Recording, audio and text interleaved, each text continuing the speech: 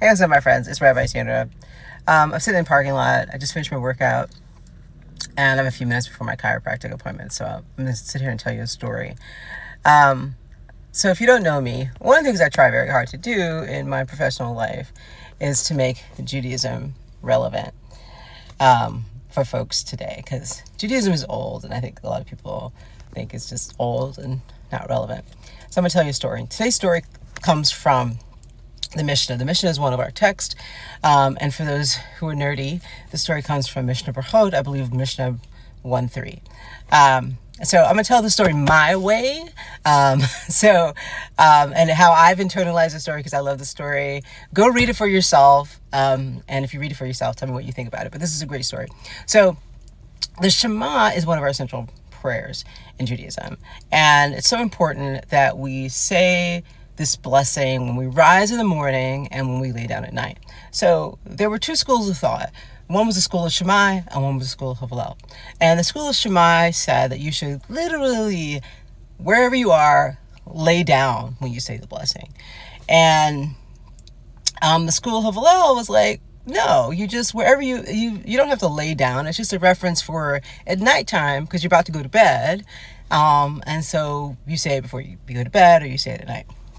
So Rabbi Tarfon, who is a rabbi in the Mishnah, and if you want to know more about him, I could tell you about him later, who was actually, I'm pretty sure, a student of Hillel, but I think he liked the school of Shammai's teaching. So he was out on the road one day, and he decided it was time to say the Shema. He decided to literally lay down in the road to say the Shema. And he came upon some robbers. Can't remember what happened with that, but he was robbed, or almost robbed, or worried about being robbed, but something like that.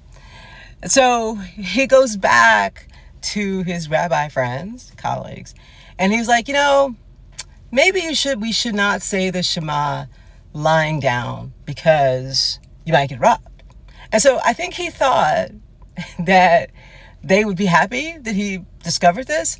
And they basically said, you laid down? That's stupid. Why would you do that? Why would you lay down and say the Shema? That's just dumb.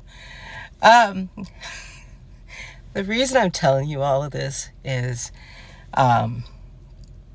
when we read our text, whether we're reading the Torah or we're reading the Mishnah or reading the Talmud, maybe you don't take the words that you are reading so literally, and be like Hillel and understand what the general meaning of the word is, because Hillel understood that the blessing, the prayer, was about saying it because you're about to go to sleep, not about laying down the road. Rabbi Tarfon had to understand that if he laid down when he said the Shema, he was putting his life in danger. Don't put your life in danger because you read a text and you interpreted it literally. So that's my teaching for today. Don't read our text so literally. Take the meaning of our text and get the general idea of it. All right. Y'all have a great day.